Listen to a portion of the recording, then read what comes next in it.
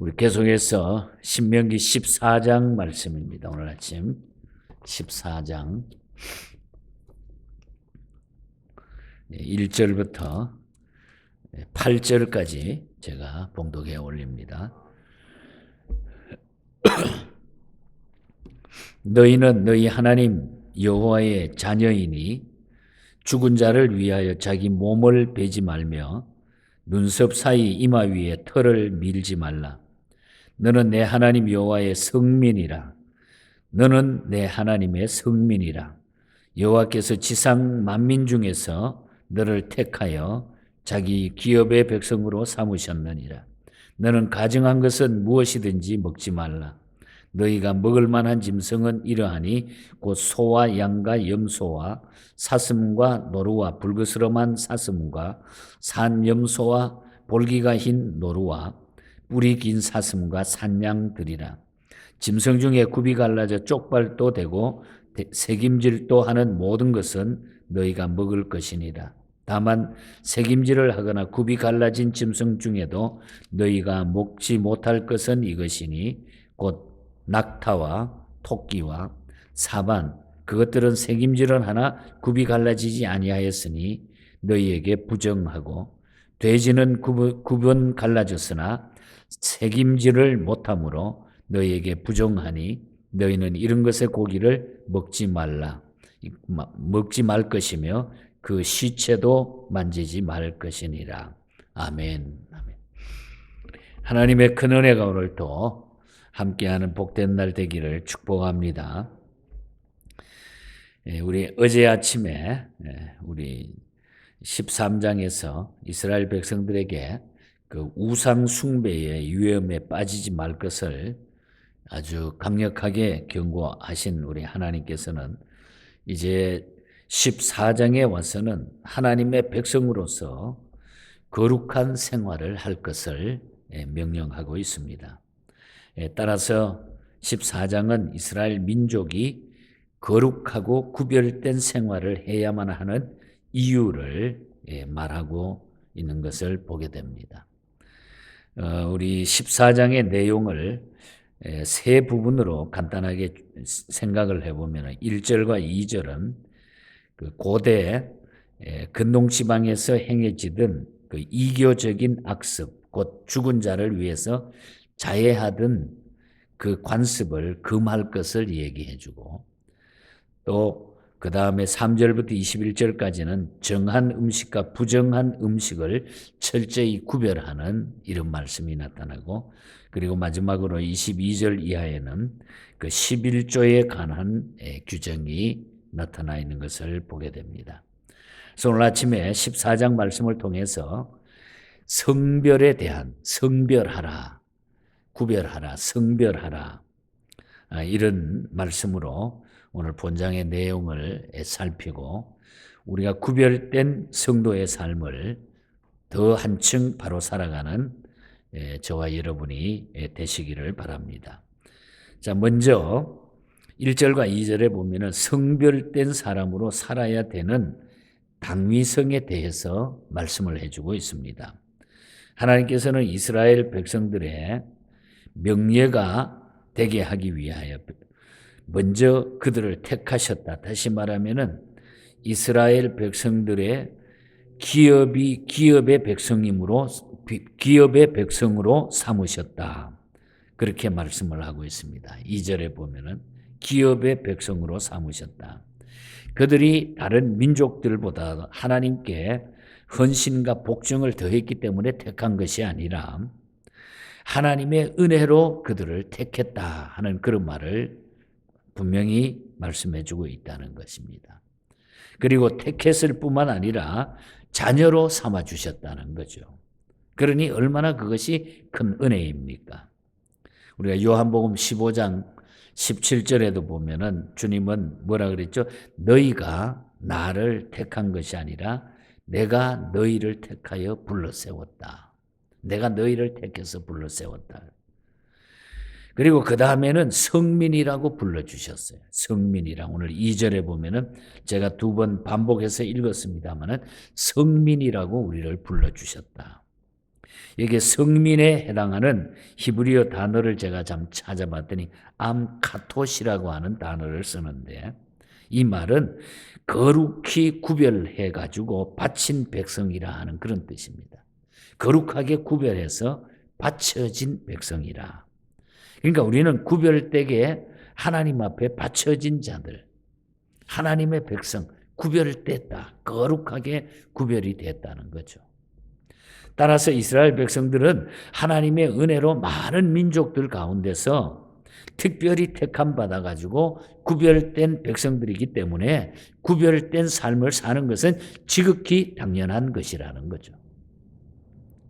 에베소서 1장 4절에 그 답이 나오죠. 뭐라 그랬습니까? 곧 창세전에 그리스도 안에서 우리를 택하사 우리를 사랑 안에서 그 앞에 그 다음에 뭐라 그러죠? 거룩하고 흠이 없게 하시려고. 우리를 거룩하게 흠이 없게 하시려고 곧 창세전에 예수 그리스도께서 우리를 택해 주셨다. 우리를 택해 주셨기 때문에 우리가 하나님의 백성이 됐다. 그리고 7절에 가서도 보면 그의 피로 구속된 죄사함을 받게 했다. 예수 그리스도의 피로 말미암아 죄사함 받게 해서 우리를 구별되게 하셨다는 거죠. 그러므로 우리는 특별히 선택이 되어 하나님의 자녀가 되었으니 그리스도의 피공로를 믿고 의지하여 날마다 성별된 삶을 사는 일에 힘쓰는 성도가 되라는 겁니다. 그래서 우리가 예수 믿는다고 하는 거, 하나님의 백성이 됐다고 하는 것은 내 힘으로 된 게 아니라 하나님이 나를 선택해 주셨다는 거죠. 그러니 이거 얼마나 귀한 축복입니까? 성민 되게 만들어 주셨다. 나를 하나님이 택해서 성민이 되게 했다. 구별되게 하셨다. 여러분 그렇게 분명히 믿으십니까? 예, 하나님이 나를 그렇게 택해 주셨다.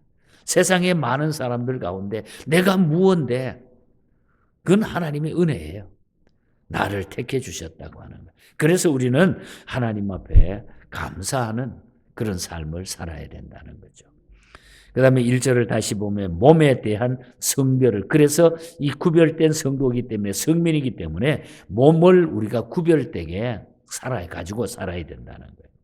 하나님은 이스라엘 백성들을 존귀하게 하셨기 때문에 우상 숭배자들의 그 미신적인 관습을 받아들임으로써 이스라엘 백성들 자신들을 그들과 같은 수준에 놓아지지 않게 하기를 원했다는 거죠.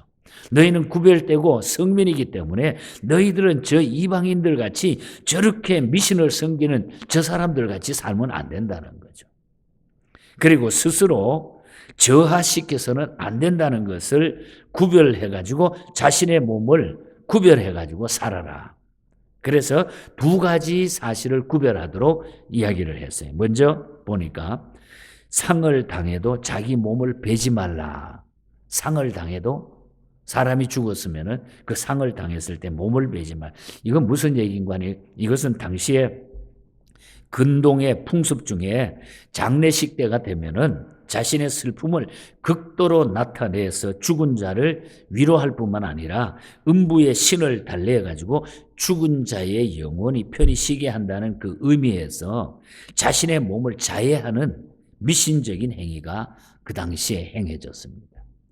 그러니까 내 몸을 자해하게 되면은 그 죽은 영혼이 편안하게 잠들 수 있다. 뭐 이런 얘기를 해가지고 자기의 자신의 몸을 자해하는 이런 행위를 저질렀어요.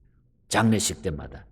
그렇게 하나님의 백성은 이와 같은 이방인의 풍습을 절대로 받아들여서는 안 된다. 그렇게 하지 말라. 그런 일들을 저지르지 말라.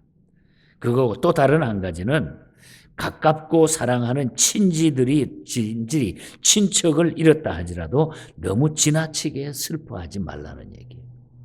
그 이유는 성도의 죽음은 끝이 아니라 영원한 하나님 나라의 귀향이기 때문에 우리의 본향으로 돌아가는 거기 때문에 그래서 우리가 부활에 대한 이야기를 많이 한 데살로니가 전서에 보면 데살로니가 전서 4장 18절에 보면은 그러므로 여러 말로 위로하라 그랬어요. 여러 말로 위로하라. 어머니가 죽었다고 너무 슬픈 나머지 아들마저 따라 죽는 극도의 슬픔은 천국에 소망이 없는 사람들과 같이 행하는 그런 모습이라는 거죠. 내가 사랑하는 사람이 죽었기 때문에 나도 같이 죽겠단 말이에요. 죽음이라고 하는 것이 끝이 아니라는 거죠. 우리에게는 영원한 소망. 그래서 몸에 대한 성별을 하나님은 말씀을 하고 있는 겁니다. 이방인의 풍습처럼 그렇게 하지 말라. 그 다음에 우리가 끝으로 중요한 얘기는 음식에 대한 성별을 요구하고 있습니다. 몸에 대한 성별, 그 다음에 음식에 대한 성별. 3절부터 21절까지 길게 말씀을 늘어놓았습니다. 그들은 음식물에 대해서도 특이성을 가지지 않으면 안 됐어요. 3절에 보면은 가증하게 생각되는 것은 무엇이든지 먹지 말라. 먹지 말라 하시면 굽이 갈라지지 않고 또 되새김질하지 않는 것은 먹지 말고 21절에 보면 스스로 죽은 것도 먹지 말라. 가증한 것은 무엇이든지 먹지 말라. 물론 이 모든 것들은 이스라엘 백성들에게만 국한된 것이었습니다. 그러나 21절에 보면 이런 말이 나오죠. 이방인에게는 스스로 죽은 것도 팔 수가 있었던 것이. 이방인들에게는 스스로 죽은 것을 그래서 팔 때는 아무 문제가 없어요. 그러니까 이방인들은 먹을 수 있었던 것 같아요. 이방인들은. 그렇다면 왜 먹지 말라고 했을까? 왜 먹지 말라고 했을까? 부정한 짐승은 대부분이 이방인들이 매우 존귀하게 여기거나 신성시했던 것, 제사의 제물, 또 우상시했던 것들이라는 거죠. 물론 오늘날에는 해당되지 않습니다, 여러분. 우리가 로마서 14장 4절에 보면은 뭐라 그랬죠? 무엇이든지 전에 기록된 바는 우리의 교훈을 위하여 기록된 것이니. 전에 기록된 바는 우리의 교훈을 위하여 기록된 것이니. 하지만 우리가 먹든지 마시든지 무엇을 하든지 간에 하나님의 영광을 돌리는 일에는 구별이 돼야 된다고 하는 그런 말씀입니다. 자, 이 말씀에 대한 것을 정리를 해보면은, 자, 하나님께서 이스라엘 백성들이 약속의 땅에 들어가면은 거기서 생축을 잡아가지고 고기를 먹을 수 있도록 허락을 했어요. 고기를 먹을 수 있도록.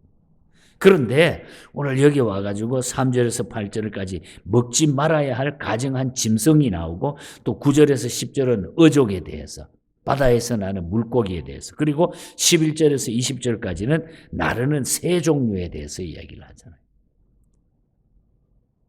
이와 같은 허용과 금지의 근본적인 원칙이 무엇일까? 우리가 여기에 대해서 우리가 좀 어떠한 나의 확신을 가지고 우리가 살면은 우리가 별 문제가 안 될 거예요.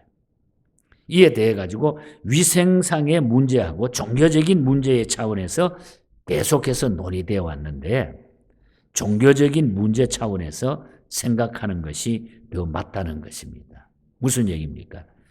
대부분의 그것들은 이방 종교와 관련된 것이기 때문에 부정한 것들로 규정했을 것뿐이지 창조 때부터 하나님이 부정한 것으로 만든 게 아니라 했다는 거예요. 그러니까 이 문제는 바울이 말한 대로 이 고린도전서 10장 31절의 말씀처럼 너희들이 먹든지 마시든지 무엇을 하든지 간에 하나님의 영광을 돌리는 일에 구별돼야 된다고 하는 것. 하나님의 영광을 위하여 한다는 일들은 괜찮다는 거죠. 그러니까 우리가 이 먹는 음식에 대해서 우리가 잘 정리가 돼야 돼요. 지금도 나는 돼지고기 죽어도 못 먹어. 그래서 안 먹어. 물론 우리가 여기서 성경에 말했던 모든 음식 보면은 금했던 것들은 건강에 별로 좋지 않는 것들이에요. 그리고 그들은 이방인들은 또 다 먹었다는 말이에요.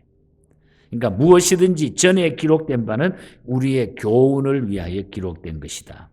먹든지 마시든지 무엇을 하든지 간에 하나님의 영광을 돌리는 일에 구별돼야 된다.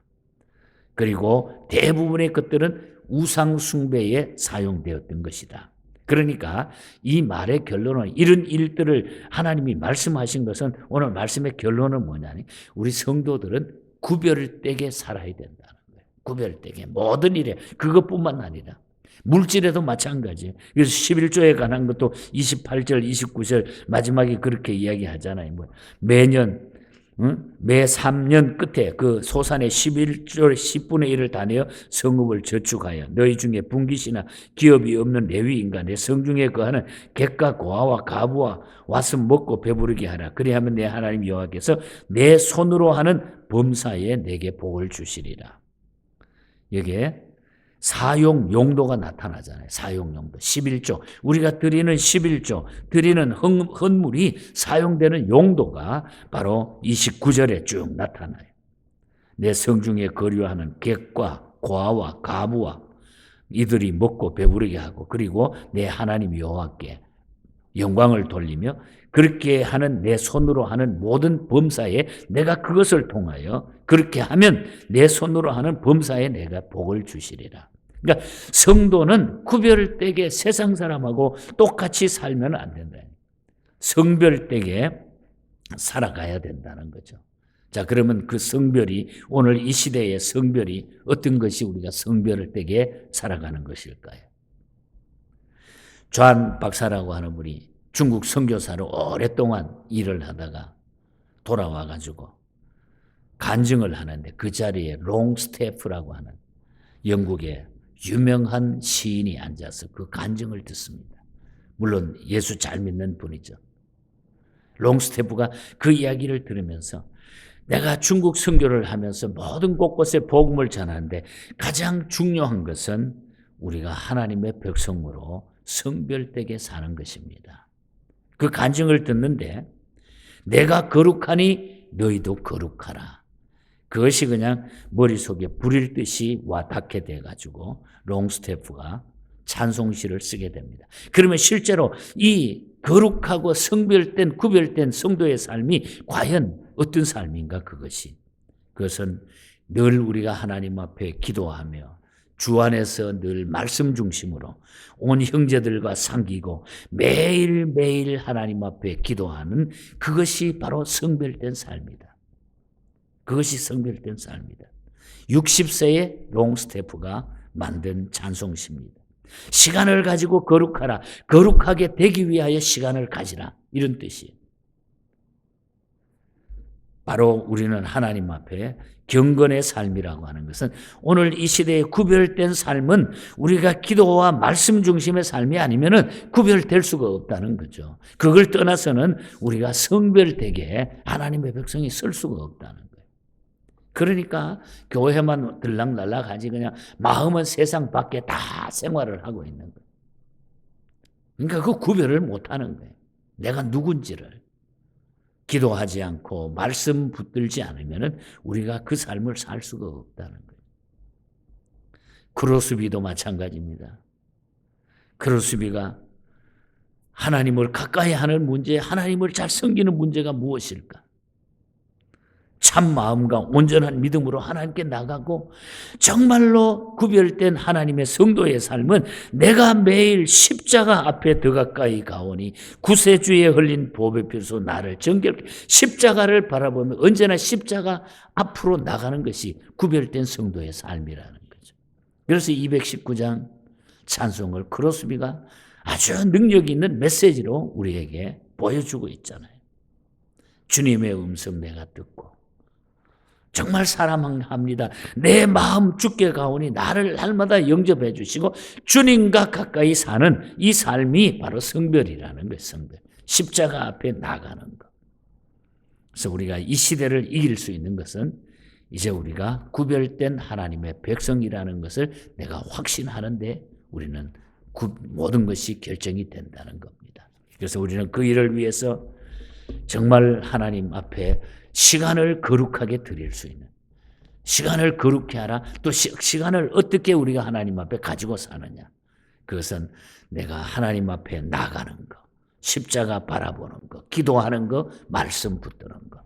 이것이 성도의 성별입니다. 이 시대의 성별은 바로 그것입니다. 그렇게 할 때에 우리는 주변의 다른 일들은 저절로 해결이 되는 거예요. 해결이 되는 거예요. 다 따라오게 돼 있다는 거죠. 그게 근본적으로 안 되면은 성도로서의 구별된 삶을 우리는 살 수가 없습니다. 이런 믿음으로 우리 예언교회 모든 성도들이 이 시대에 성별된 하나님의 백성으로 늘 승리하시고 아름다운 주님의 향기를 나타내는 우리 모두가 되기를 주님 이름으로 간절히 축복합니다. 하나님